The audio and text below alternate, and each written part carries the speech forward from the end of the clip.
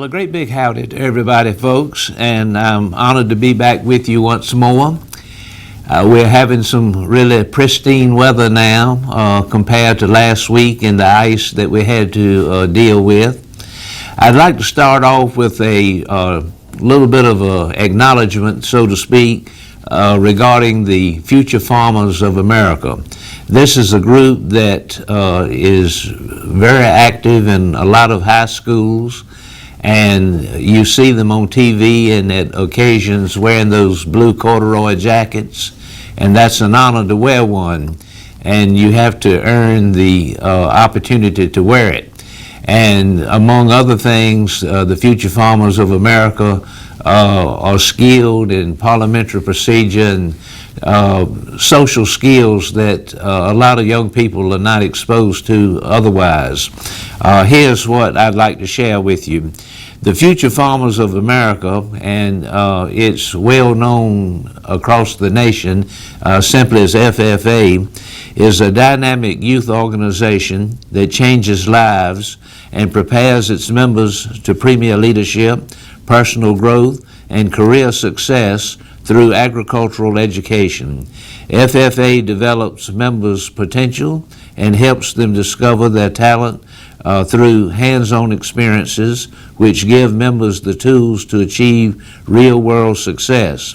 The North Carolina FFA is a state association comprised of local chapters and functions within the construction of the national FFA organization, creating individual leadership structures, awards, programs, and competitions. North Carolina Agricultural Education and the North Carolina FFA Association work hand in hand to provide the very best experience for the agricultural students and teachers of North Carolina. And once more, I commend them ever so much. And locally, down at Southern Nash High School, they have a really fine FFA teacher and supervisor, Mike McIntyre. And again, it's a group, it's an organization that helps prepare young people for adulthood. And among that, social skills and the parliamentary procedure and all that. We were talking previously about the sweet potato and the importance of it worldwide, but particularly here in North Carolina. And I'd like to address that this morning. In North Carolina, sweet potato is one word, and since 1971, we are proud to be the #1 sweet potato producing state. In fact, we grow more than the rest of the country combined. Now, these are the words of our current governor, Governor Josh Stein, and his remarks continue. I gathered with the North Carolina Sweet Potato Commission, the North Carolina Farm Bureau, and the North Carolina Department of Agriculture recently in Raleigh to proclaim February as Sweet Potato Month here in the state.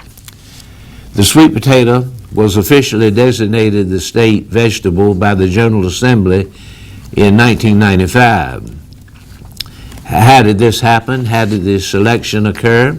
Early discussions and bills for a state vegetable occurred in the 1980s and proposed collards and corn. However, none of these motions passed. In the 1990s, fourth grade students at Elvis Street School in Wilson petitioned the North Carolina General Assembly for the establishment of the sweet potato as the official state vegetable after being inspired by a visit from their local congressman, Representative Gene Arnold. With the support of their parents and community, they began a letter writing campaign to the state legislature requesting the adoption. In the summer of 1995, after 2 years of work, the bill was passed. The sweet potato was grown in North Carolina by the Native Americans long before the European colonization of North America. Some scientists believe that sweet potatoes might have been even a food source for the dinosaurs. That's how far back the origins and the history of this coveted crop go back. North Carolina is the #1 state in sweet potato production, growing nearly half of the country's sweet potatoes. Wilson and Johnston counties are the top producers, but there are more than 60,000 acres spread throughout the state. Wilson and Johnston counties are the top producers, but Nash County is not far behind, and neither is Edgecombe. Both of our local counties do a good job and have quite an acreage themselves. The majority of the production is located in the coastal plain because of the sandy soil and the temperature climate that we experience locally. Surprisingly, the sweet potato is not at all related to the potato. The sweet potato belongs to the root family, while the potato is a tuber. Sweet potatoes are frequently confused with yams, though these are also two distinctly different vegetables. While sweet potatoes are indigenous to North America, the yam comes from West Africa and Asia. According to Homeland and introduced the word yam.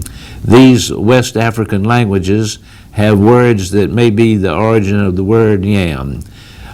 These words, such as that, mean to eat. So today, most yams marketed in the United States are actually sweet potatoes and not yams.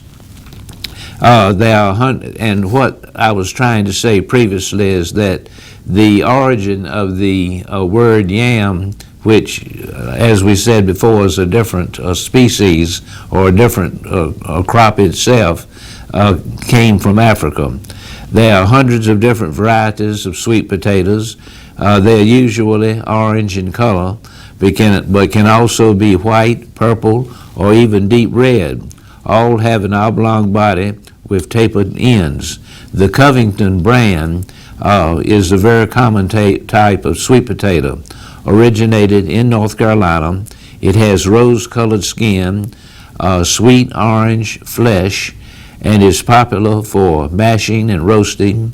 Other varieties from North Carolina include the Jewel, the Carolina Ruby, and the Puerto Rican. Sweet potatoes are high in vitamins A and C and low in fat. They have a low glycemic index, which makes them a good source of nutrients for diabetics. They're also very high in potassium, magnesium, and phosphorus.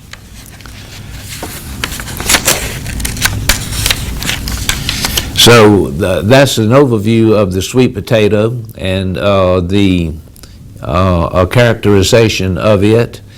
I'd like to make an announcement now regarding sweet potato production. The Sweet Potato Commission, the NC Sweet Potato Commission, is hosting a meeting tonight at the Ag Center in Nashville, and it's designed and focused on sweet potato production. This will begin at 5:30 and will run till about 8 o'clock tonight.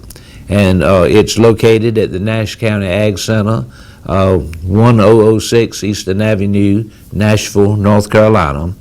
And if you are very interested in picking this up down in Wilson County or down that way, there'll be another of this same type meeting Thursday, the 27th, in the Johnston County Ag Center.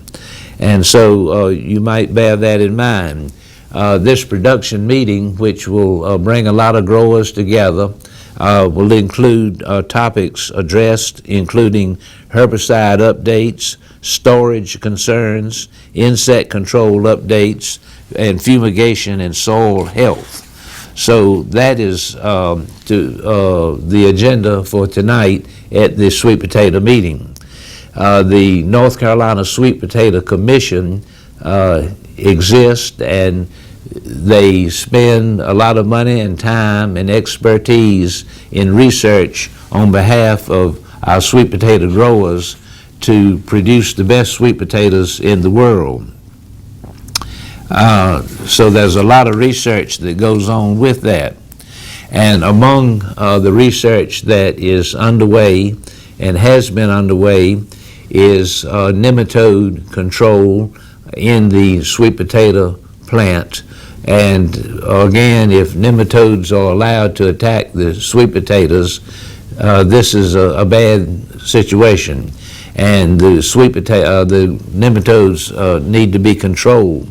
And sadly, these nematodes exist in other crops as well. But there are ways to hold them at bay and to put the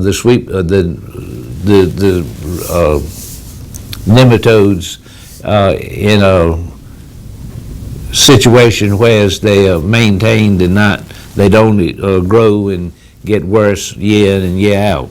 So all of this is coming about by way of the North Carolina Sweet Potato Association. I think that's about all the time I have today, ladies and gentlemen. I've enjoyed being with you, and I look forward to being with you next week. So have a good week, and God bless.